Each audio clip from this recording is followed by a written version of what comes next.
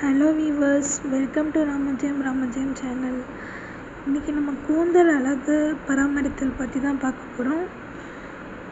உங்களது கூந்தலும் அதை நீங்கள் வளருகின்ற விதமும் உங்கள் முழு தோற்றத்தையும் பொலிவுற செய்கிறது, பளபளக்கச் செய்யும். அழகிய கூந்தல் எவரையும் ஈர்க்க வல்லது. ஆனால் இதன் அழகை பராமரிக்க பெரும் முயற்சி எடுக்க வேண்டியது அவசியம். இதற்கு நீங்கள் முடி சார்ந்த பொதுவான சில விஷயங்களை தெரிந்து கொள்வது நல்லது. 4 வகையான முடிகள். சருமத்தில் பல வகைகள் இருப்பது போல முடியிலும் பல வகை உண்டு. அவை பிசுக்கான முடி, வறண்ட முடி, இயல்பான முடி மற்றும் வறட்சியும் பிசுக்கும் இணைந்த முடி.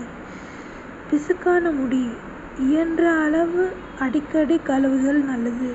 மெலிதான மைல்டு ஷாம்பு பயன்படுத்துவதுடன் வெதுவெதுப்பான நீரில் குளிப்பதும் நல்லது.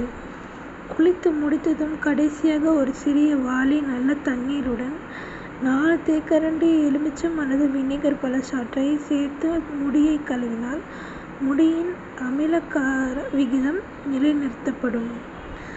அடுத்ததாக வறண்ட முடி. அடிக்கடி தலைக்கு குளிக்க வேண்டும் என்பது அவசியமில்லை. வாரம் ஒரு முறை தலைக்கு குளித்தால் போதும். இதுக்கு ட்ரை ஹேர் ஷாம்பு பயன்படுத்துவது நல்ல பலனை தரும். இயல்பான முடி. தலைமுடி அழுக்கடையும் போது மட்டும் தலைக்கு குளித்தால் போதும். மீடியம் ஷாம்பு ஏற்றது. ஸ்பெஷல் ஷாம்பு எதுவும் தேவையில்லை. கலப்பு முடி.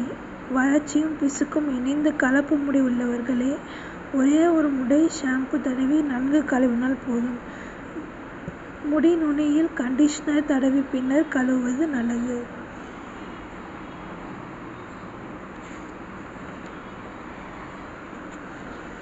முடி கொட்டுதல்.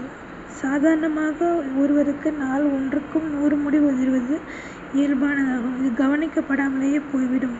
பலருக்கு முடி உதிர்வது அளவில் சற்று அதிகமாக விடுவதால் பெரிய பிரச்சனையாகி விடுகிறது. வயது முதிர்வு, நோய் மற்றும் சத்து குறைந்த உணவு காரணமாகவும் முடி கொட்டலாம்.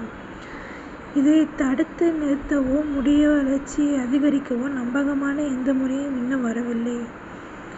பொடுகு.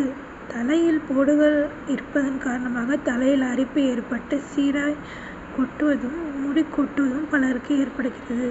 பொடுகினை நீக்க நல்ல மருந்துகள்